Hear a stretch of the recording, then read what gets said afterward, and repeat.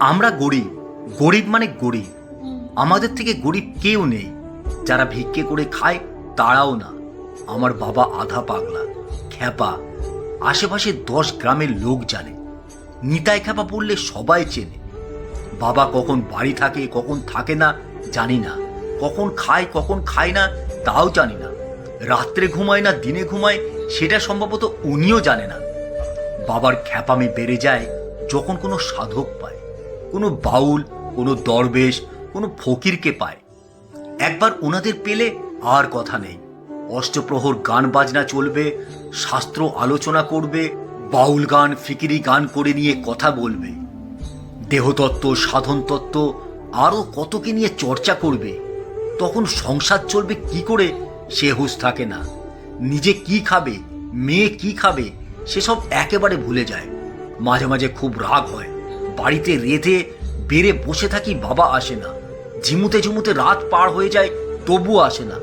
সবচেয়ে বড় প্রবলেম আমি একা। মা মারা যাবার পর আমি একেবারেই একা।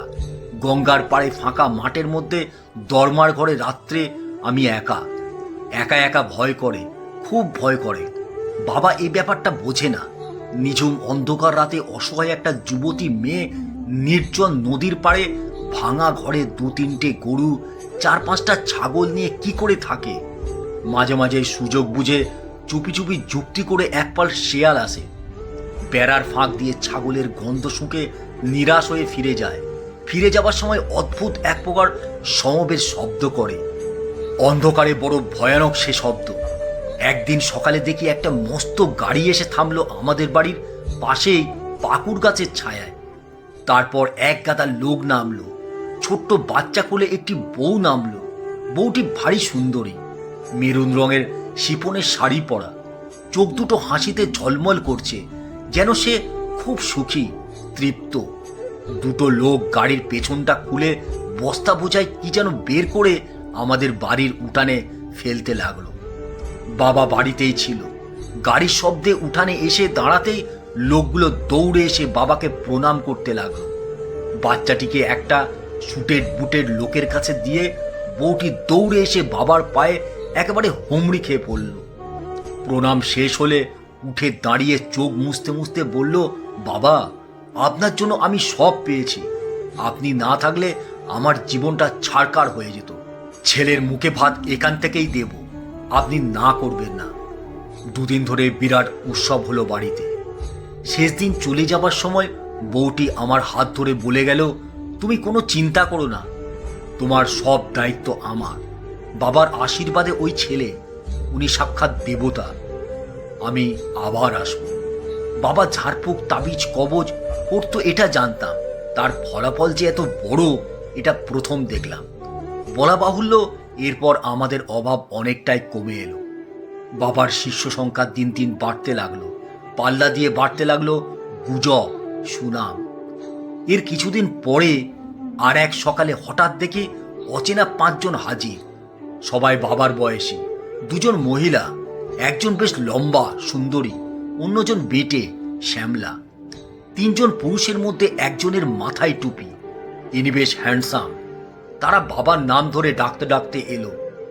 আমার সামনে এসে বলতে লাগলো, এটা নিতাই ভণ্ডের বাড়ি। আমি লোকগুলো সাহস থেকে অবাক। কি কাণ্ড! বাবাকে এখানে সকলেই শ্রদ্ধা ভক্তি করে। মান্যগণ্য লোক বলে মানে, গায়ক বলে খ্যাতি আছে। এরা কোথাকার কে জানা নেই শোনা নেই, হঠাৎ করে একজন ভালো লোককে ভণ্ড বলছে। এই সময় লম্বা মতো মেয়েটি, বলা ভালো বউটি, হঠাৎ বলে উঠল, নিতাই বাড়ি এলে পেছনে একটা লাত মারবি, যেন ক্যাঁক করে ওঠে। হারামি এতদিন ডুব মেরেছিল, ভেবেছিল খুঁজে পাবো না, আবার বাবা হয়েছে। বের করছি বাবাগিরি। লোকগুলোকে বসতে দেব না তাড়িয়ে দেব ভেবে পাচ্ছি না। সামনাসামনি বাবাকে এত অপমান কেউ কোনোদিন করেছে শুনিনি, কিন্তু লোকগুলোর কথার মধ্যে কেমন যেন একটা আদর্শ মেশানো, বন্ধুত্ব মেশানো।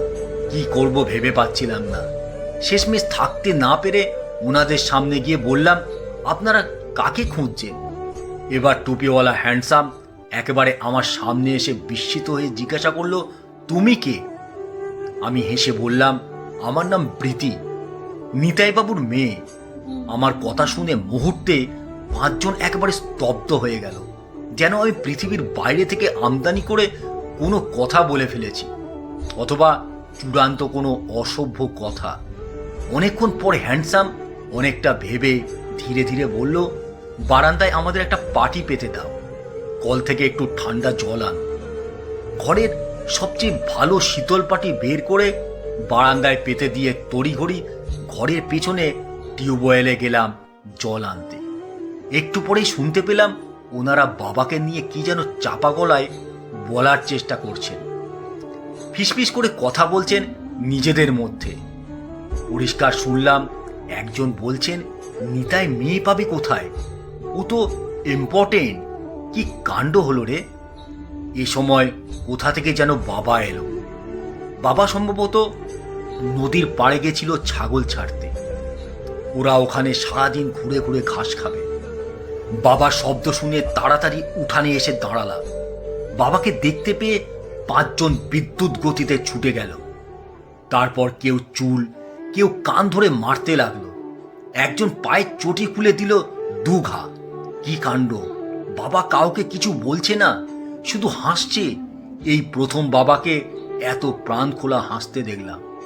এই প্রথম বাবাকে মার খেতে দেখলাম। এখন বাবাকে 5 জনই জড়িয়ে ধরে রেখেছে।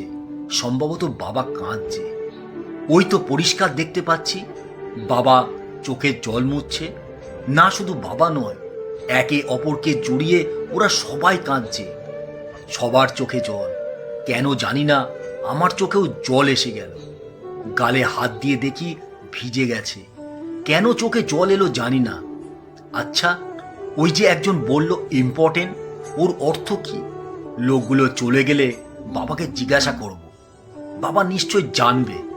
না থাক, ওর অর্থ জেনে আমি কি করব? মা অনেক কথা জানতে চেয়েছে, জানতে চেয়ে শুধু শুধু কষ্ট পেয়েছে। আমি কষ্ট পেতে চাই না। আমি শুধু বাবার সুখ দেখতে চাই। সুখ, অনেক সুখ, ঠিক এখনকার মতো হাসি খুশি। ওই তো বাবা হাসছে, ওরা হাসছে। পৃথিবীর সবচেয়ে নির্মল হাসি, সবচেয়ে পবিত্র হাসি। একদম ফুলের মতো, একদম ফুলের মতো। পৃথিবীর সবচেয়ে সুন্দর ফুলের মতো।